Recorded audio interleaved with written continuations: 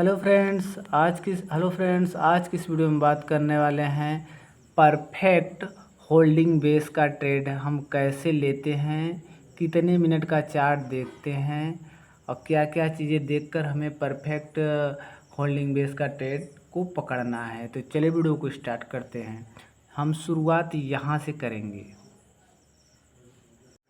तो सबसे पहले हम देखिए यहाँ से मार्केट हम शुरू करते हैं। मार्केट नीचे आया, फिर उसके बाद धीरे धीरे रेंज बनाया, रेंज बनाकर सीधा नीचे आया। तो यहाँ से अगर ध्यान से देखेंगे तो यह हमारा एक inverted flag on pole pattern बन रहा है। तो आगे से अगर देखेंगे तो यहाँ से पीछे से एक हमारा टेल लाइन भी आ रही है। तो टेल लाइन हम यहाँ तक खींच देते हैं और इसको मान लेते हैं अभी नहीं बना है, इस वाले ट्रेड को जो हमने अभी कट किया है। तो जैसे ही मार्केट यहाँ आया, सीधा धीरे धीरे रेंज बनाया, रेंज बनाने के बाद इस ट्रेड लाइन को जैसे ही टच करेगा मार्केट सीधा नीचे की साइड यहाँ पे बूम कर जाएगा। तो इसको हम एक बार डिलीट करते हैं और चलिए अब जैसे ही ट्रेड लाइन को टच किया मार्केट यहाँ से सीधा बूम कर गया नीचे की साइड। इसको एक बार हम फिर से समझते हैं। देखिए मार्केट यहाँ से नीचे आया, फिर छोटी छोटी कैंडलों को रेंज बनाया, फिर नीचे आया। तो यहाँ देखेंगे एक ट्रेड लाइन बन रही है, तो इस ट्रेड लाइन को हम यहाँ तक बना लेते हैं। अब मार्केट फिर यहाँ तक आया, तो यह inverted flag on pole pattern बन गया है। अब जैसे धीरे धीरे कैंडल इस वाले ट्रेड लाइन को टच करेगी, यहाँ से सीधा बूम कर जाएगा नीचे की साइड। ये चीज़ हो गया। अब इसको पकड़ना कैसे, हमारा टारगेट कहाँ तक होने वाला है, तो टारगेट को देखने के लिए हमें क्या करना पड़ेगा। देखिए टारगेट अब जैसे जितना बड़ा ये कैंडल बना है उतना ही बड़ा हमारा यहाँ से यहाँ तक का टारगेट देगा। क्यों देगा, पीछे से टेल लाइन आ रही थी, ये हो गया। अब यहाँ पे एक कैंडल जो है यहाँ तक नीचे आया, फिर रेंज बनाया, फिर नीचे गया, फिर रेंज बनाया, फिर टेल लाइन को टच किया, रेंज बनाया। ये चीज़ हो गया। और इसमें एक चीज़ और देखना है। देखिए यह जब जब ब्रेक डाउन किया है नीचे, फिर यहाँ से ब्रेक डाउन किया है, फिर नीचे, ये चीज़ हो गया।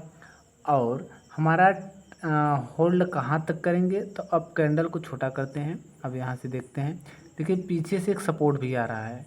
पीछे से यहाँ से अगर ध्यान से देखेंगे तो ये वाला पॉइंट से देखेंगे तो पीछे से सपोर्ट आ रहा है इस वाले पॉइंट से। तो यहाँ पे दो चीज़ें मिल गया, जितना बड़ा हमारा एक कैंडल का वीक था उतना बड़ा हमारा टारगेट दिया, पहला ये वाला, दूसरा ये जो हमारा सपोर्ट बन रहा है ये वाला सपोर्ट। तो यहाँ पे दो कन्फर्मेशन मिल गया कि हमारा यहीं तक का टारगेट बनेगा। चलिए ये चीज़ हो गया। अब इसमें हम अब इसको जूम करते हैं और चीज़ें देखते हैं। अब देखिए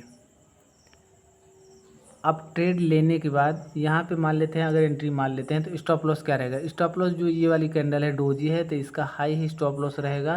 क्यों रहेगा, क्योंकि यह जो छोटी छोटी रेंज कैंडल का अगर बनना है तो हल्का सा स्टॉप लॉस टारगेट से हल्का सा बड़ा ही रखना है, क्योंकि स्टॉप लॉस यहाँ पे सभी लोग रखे होंगे। ये जो छोटी वाली रेंज है टेल लाइन के पास तक ही स्टॉप लॉस रखे होंगे, लेकिन हमें स्टॉप लॉस हल्का सा बड़ा ही रखना है टारगेट। और अगर टारगेट जो ले रहे हैं उसको टारगेट भले थोड़ा छोटा रहे लेकिन स्टॉप लॉस थोड़ा सा बड़ा होना चाहिए। तो यहाँ पे एंट्री मारेंगे, स्टॉप लॉस हमारा ये डोजी कैंडल है तो यहाँ पे स्टॉप लॉस बना और टारगेट हमारा यहाँ तक बना, क्योंकि ये जितना बड़ा हमारा ये कैंडल का वीक है ये वाला इन्वर्टेड फ्लैग का, उतना ही बड़ा हमारा टारगेट होगा। ये वाला फर्स्ट पॉइंट। और दूसरा पॉइंट ये जो हमारा पीछे से सपोर्ट बन रहा था, ये दो कन्फर्मेशन मिल गया। इसी तरीके से होल्डिंग बेस का ट्रेड लिया जाता है। इसमें एक चीज़ हम और देखते हैं। अब चलिए अब इसको हम देखते हैं, स्केल से नापते हैं कितना बड़ा टारगेट, कैसे टारगेट को नापना है। तो देखिए यहाँ से नापेंगे बॉडी से, अब इस बॉडी से नापते हैं तो यहाँ देखिए 44 पॉइंट आ रहा है हमारा, 43 पॉइंट हमारा आ रहा है।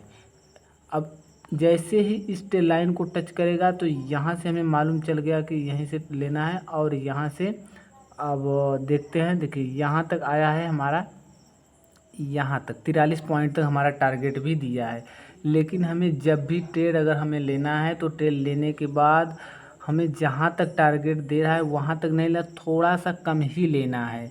जैसे यहाँ पे देखते हैं, देखिए इस वाले पॉइंट पे यहाँ तक हमें नहीं लेना है, पूरा टारगेट नहीं लेना है, टारगेट थोड़ा सा कम ही लेना है। क्यों लेना है? क्योंकि मार्केट जैसे ही टारगेट के पास आएगा रिजेक्शन मार के सीधा ऊपर भी जा सकता है, इसीलिए टारगेट हल्का सा कम ही लेना है और स्टॉप लॉस थोड़ा सा बड़ा लगाना है। जो सब स्टॉप लॉस लगाए हैं उनसे थोड़ा सा ऊपर साइड में लगाना है।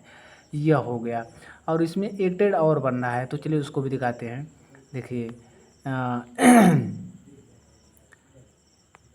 यह ब्रेक डाउन हुआ, सीधा मार्केट नीचे गया, तो इस वाले ट्रेड लाइन को जैसे ही टच किया तो यह ब्रेक डाउन, यहाँ से हमने जो ब्लैक कलर का लाइन बनाया हो, जैसे ही ब्रेक डाउन हुआ तो यहाँ से भी फ्रेशर एंट्री मार सकते हैं इस वाले पॉइंट पे। मतलब जो बिगनर ट्रेडर है यहाँ से एंट्री यहाँ तक होल्ड कर सकते हैं, और जो प्रो ट्रेडर है यहाँ से ट्रेड लाइन के पास से ही ट्रेड को लेना है, यहाँ तक होल्ड करना है। तो इसी तरीके से परफेक्ट एंट्री होल्डिंग बेस का लिया जाता है। यह चार्ट हफ्ते में 1 या 2 बार ही देखने को मिलता है। इसमें एक चीज़ और ध्यान देना है, इसमें 5 मिनट का चार्ट को देखना है हमें, 5 मिनट और 15 मिनट, 5 मिनट 15 मिनट और 1 घंटे का चार्ट, तीनों चार्ट को देखना है, उसके बाद ही कन्फर्मेशन लेना है। पहले 1 घंटे का चार्ट देखेंगे, फिर 15 मिनट का, फिर 5 मिनट का। इससे हमें जानकारी बहुत अच्छा मिलती है कहाँ पे होल्डिंग बेस का ट्रेड हमारा अच्छा बनेगा। इसी तरीके से होल्डिंग बेस का ट्रेड को लिया जाता है। यह स्कैल्पिंग बेस का नहीं था, यह प्योर होल्डिंग बेस का ट्रेड था। तो देखिए यहाँ से ट्रेड लाइन बनी हुई है, एक बार हम फिर से देखते हैं। देखिए पीछे से ट्रेड लाइन बनी हुई है, मार्केट सीधा नीचे आया, एक रेंज बनाया, फिर नीचे आया, फिर रेंज बनाया। तो जैसे ट्रेड लाइन को टच किया, इसी वाले ट्रेड लाइन के पास से हमें जो तीर, ब्लू कलर का जो तीर दिख रहा है, इसी वाले ट्रेड लाइन के पास हमें एंट्री को बनाना है और टारगेट हमारा यहाँ तक होगा। तो हमने टारगेट को बता दिया है, किस तरीके से टारगेट को हमें कहाँ तक होल्ड करना है और कितने मिनट का टाइम फ्रेम देखना है। तो पहले 1 घंटे, फिर 15 मिनट, फिर 5 मिनट के चार्ट पे हमें ट्रेड को लेना है, 15 मिनट के चार्ट पे भी ले सकते हैं। इसी तरीके से होल्डिंग बेस का ट्रेड किया जाता है। यह ट्रेड लाइन का होल्डिंग बेस का ट्रेड था।